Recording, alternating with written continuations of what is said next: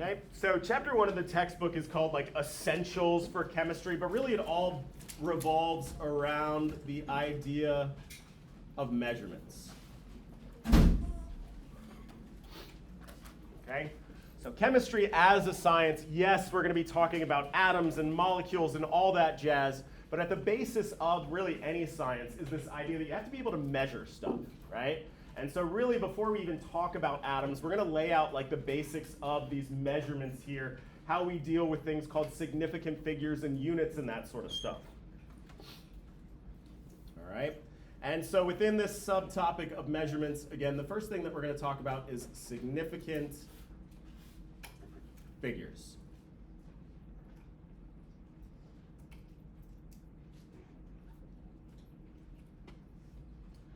Okay. So, in chemistry, if you saw 4 compared to 4.0000, these are two very different things to a chemist, all right? Your math instructor would tell you these are the exact same number, and they do indeed have the exact same value. But again, in chemistry, these numbers aren't just these symbolic entities like they are in a math class. They correspond to something. They correspond to a measurement. So first of all, we wouldn't just have a naked number like 4 or 4.000 anyway. It would be 4 centimeters or 4.0000 centimeters. All right, and these two measurements here, they're displaying a different precision, all right, a different confidence in how much you know what that number is. So when I say 4 centimeters, that means I know it's somewhere between 3.9 and 4.1 centimeters, right? Somewhere in that range there. I'm confident that my measurement's in there. When I say 4.0000, I'm saying that it's between 3.9999 and 4.0001 centimeters. A far more narrow range, all right? So the amount of digits that we display in our measurement, they say something about how confident we are in that measurement, right? How precise that measurement is, okay? So, significant figures, the number of digits in a measurement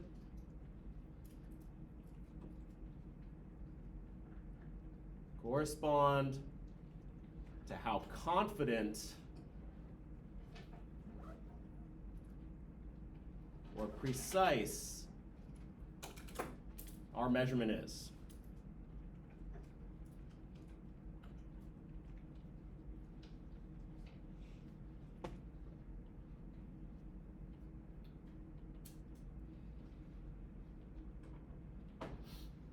Okay, so just a simple example. If you were to ask me, how far away is the back wall right there? I'd be like, I don't know, 40 feet, something like that. If I busted out a tape measure and I actually measured that distance, all of a sudden I could get down to, say, an inch or even 1/8 of an inch or something like that, right? I'd have that many more digits on that measurement because I'm that much more confident about it. And oftentimes the difference between a measurement like this and a measurement like this does boil down to the instrument that's used, right? So we have different instrumentation that has a different degree of precision. When you get in the lab, you'll see this very quickly.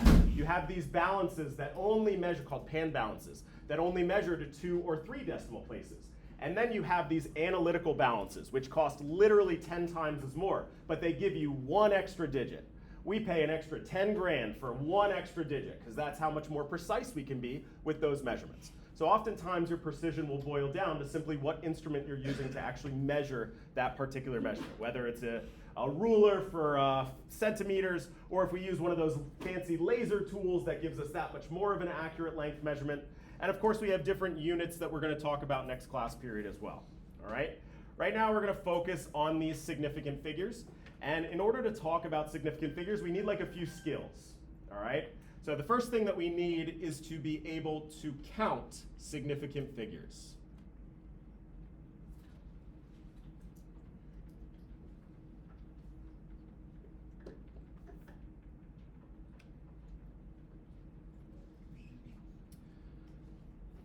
All right, so when I look at a measurement, how many significant figures are in that measurement? All right, significant figures being the precision corresponding to how confident we are in that measurement. All right, so we're going to have a few rules here. And this will give you a sense of a lot of how general chemistry works. A lot of times we lay out these logical rules, and it's all about applying those rules and sort of logically following them in different situations. Okay? So step one, all right, rather rule one, is all non-zero digits are significant.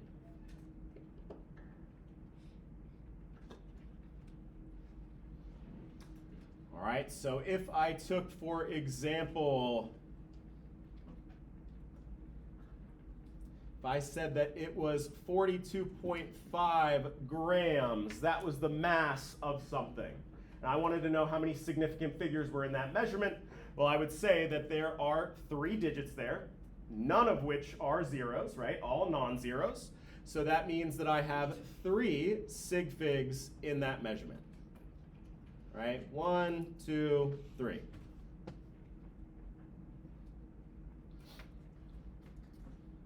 All right, 1,452 feet. How many sig figs? 4. We got 1, 2, 3, 4 non-zero digits. Right? So everything that's non-zero would be counted as a significant figure in your measurement. So clearly the pain in the butt ones are going to be the zeros. All right, how do we deal with the zeros? All right, so rule 2, zeros sandwiched between non-zero digits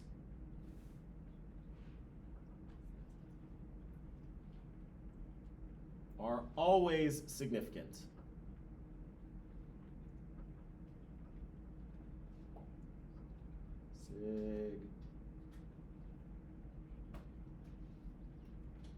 I'm going to warn you right off the bat. Spelling, not my forte.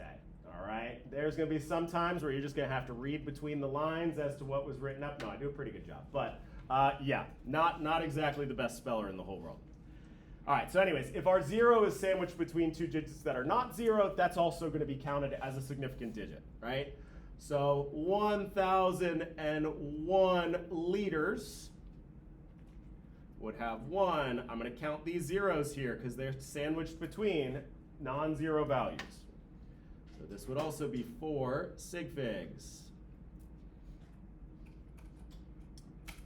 All right, what about 3.00267? Let's put some units on there. Everybody take a second. How many sig figs we got? 6. 1, 2, 3, 4, 5, 6. 6 sig figs. Okay? Move this.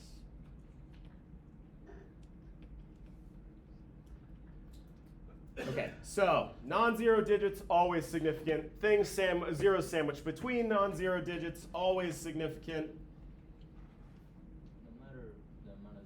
No matter the amount of zeros. If it's between 2 non-zero values, it's going to be significant. All right, leading zeros. And this is going to pertain to numbers that are very small, are never significant.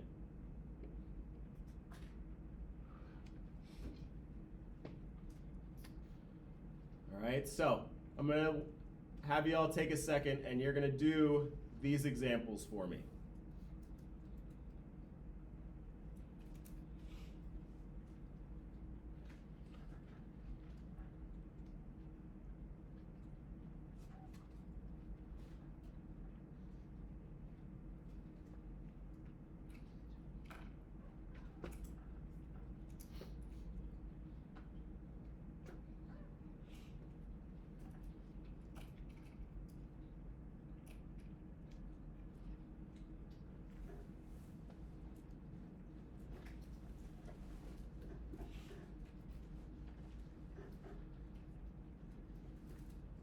right? So 0.002101 J, which stands for joules, which is a measurement of energy. We'll talk a little bit more about that. How many sig figs in that? 4. So these leading zeros, these ones out front here, they never count, all right? But now I do start counting. I hit a non-zero digit, so this one counts. What about this 0 here? Does that one count? Yes. Why? Because Because it's in between. Awesome. 3, 4. So exactly, this one here has 4 sig figs. And my next example, so again, these leading ones never count, right? So 1, 2, 3. This 0 is between, so that one's going to count 4, 5. Great. So we have 5 sig figs. Okay. And then the last thing, so we covered zeros in the middle, we covered zeros at the beginning. What about zeros at the end? And this is kind of the trickiest rule here. So trailing zeros, all right, we can just put those to the right, are significant if, it's a big if, there is a decimal in the number.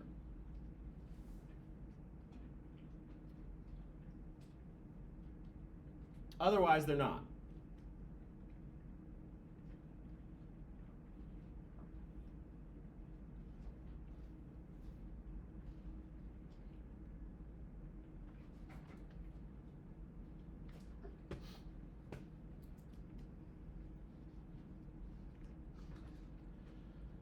All right, so let's just do a simple example here. An example of a trailing decimal that would be significant is if I said something like 1.00. And again, we'll throw some units on there. Let's do kilometers. These are my trailing zeros, right? They're at the end of our number here. But since there is a decimal point in that number there, I'm going to count my trailing zeros as significant. So this would be an example here of a value that has 1, 2, 3, or 3 sig figs.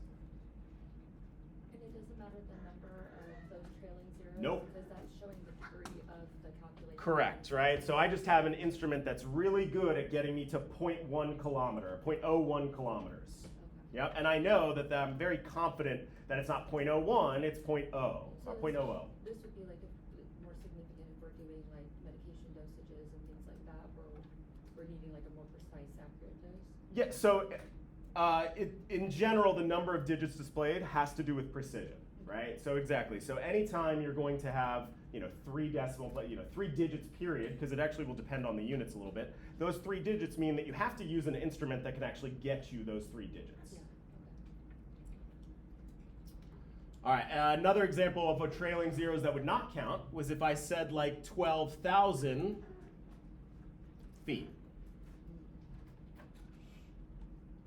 All right, now I don't have any sort of a decimal in that number. So the only significant figures that I have here are 1, 2, those leading ones. I don't count those trailing zeros because there is no decimal point in that value. All right, I have a little comma to make it easier to read, but there's no decimal point in there. So this would just have 2 sig figs.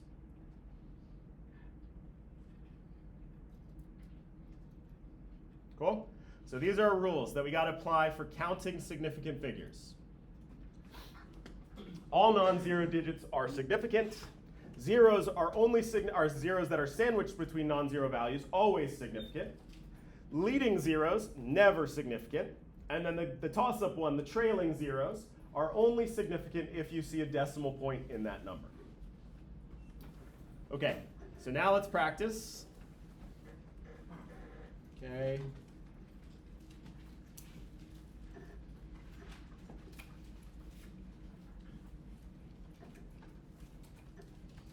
I'm just going to put down a bunch of values here, and you're going to tell me how many sig figs you see in those values.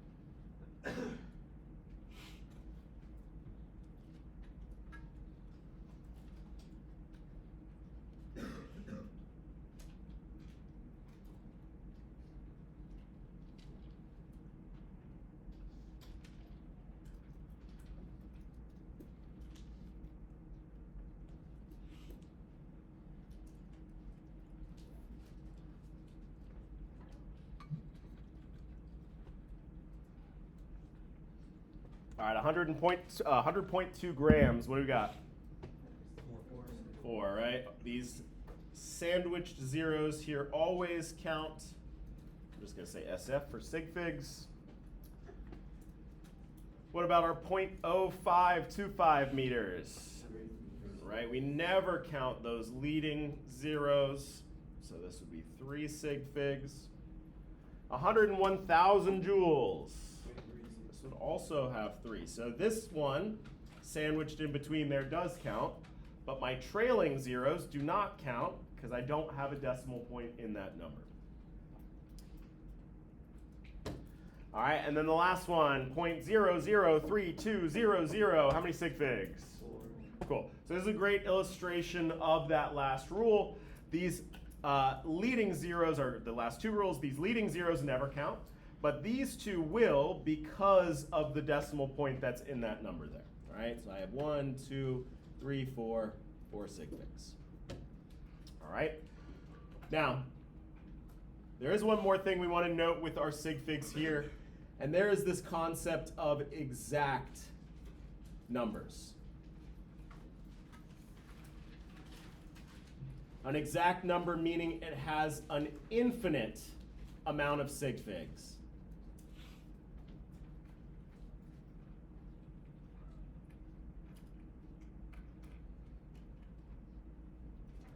These are numbers that have like exact precision to them. Okay? And there's really, these are quite rare. All right? There's 2 very simple examples. Okay? If we have a count of something, so what do I mean by that? I mean if I count that there are 1, 2, 3, 4, 5 people in the front row here, that's an exact 5. It's not like there might be 4.9 people or might be 5.1 people. That is a count. A count of something is always an exact number. It's not a measurement. So a count is kind of distinct from a measurement, all right? They don't have any precision, or rather they're infinitely precise. The other one, and the one that we're going to see very often, is when something is defined. Let's just call it a definition.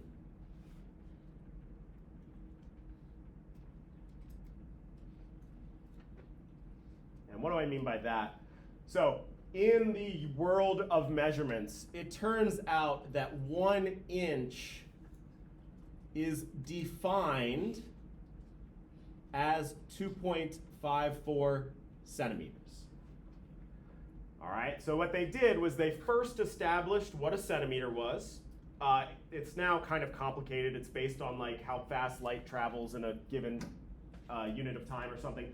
But kind of to rewind back in the day, there was literally a rod in this lab in London, and that was established to be a meter, right? And that was what every meter was based off of, was just this metal rod that sat in this lab in London. Every measurement of kilometers or centimeters, everything was really talking about how many of those little rods were between here and there, all right? And that's how a centimeter was defined. And then inches, they were like, oh crap, what's an inch? Well, we're just gonna say an inch is exactly 2.54 centimeters. That's how an inch is defined in our units of measure, all right? So there are a lot of measurements that are defined based on other measurements, and those are considered to be exact values. So this 2.54 here as a definition, it doesn't actually have the 3 sig figs that it looks like it has when we look at it. It has an infinite number because it is defined as such. Question. Yeah. How would you consider a number that has, for example, 3, 2, 5, and then trailing zeros, and then a decimal, and then more trailing, or another number? If there's any decimal in there, all those trailing zeros will count. Okay. Yeah. Now, in practice, you don't get numbers with like 15 sig figs when you do a measurement. That's crazy, right? So, I mean, you don't really have, you know. So, yeah, so your mind can come up with all sorts of wild things about numbers that have, 25 sig figs or something like that. In practice, we're limited, again, by whatever instrument we're using to measure stuff. All right, and one more skill we're going to do is rounding sig figs.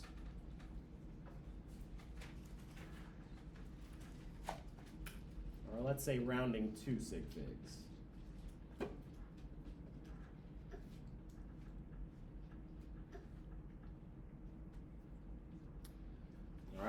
to do is we're going to round the following numbers to, and I'm just going to arbitrarily pick a number here. It could be anything, but I'm going to say to 3 sig figs.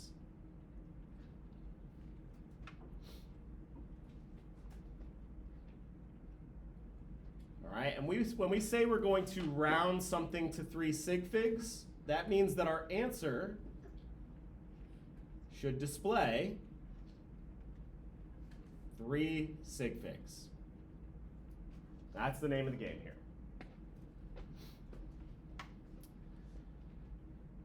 All right, so let's take 1, 2, 3, 4, 5 centimeters.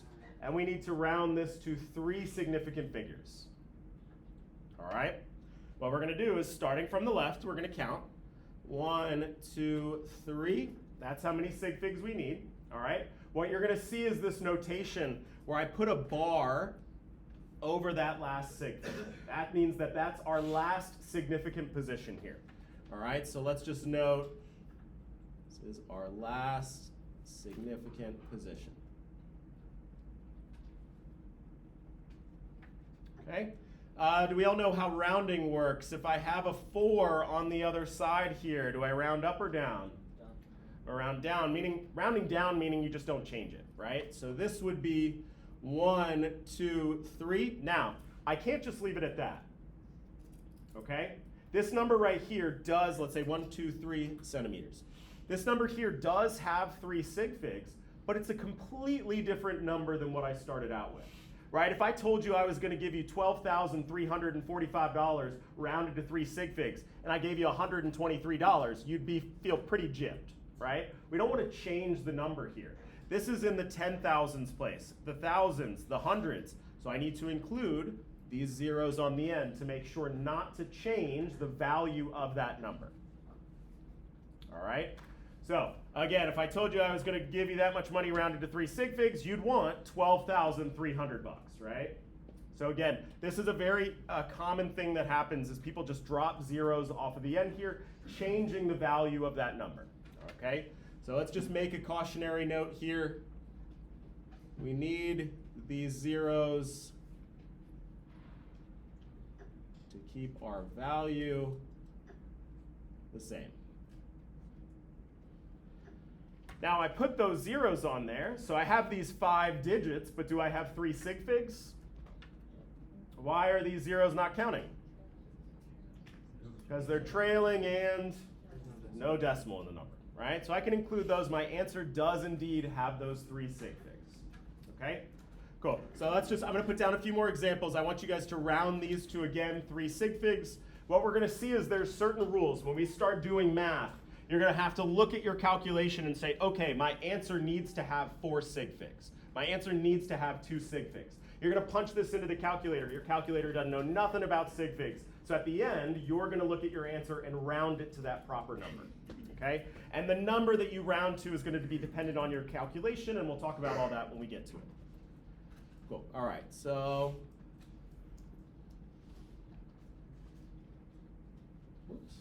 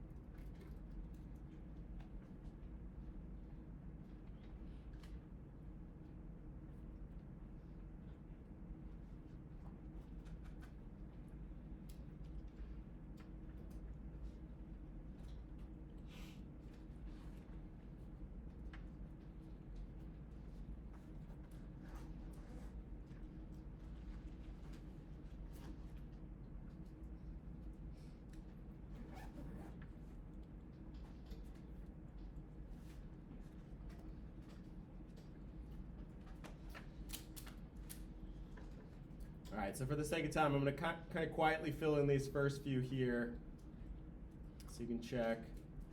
And I want to go over the last one.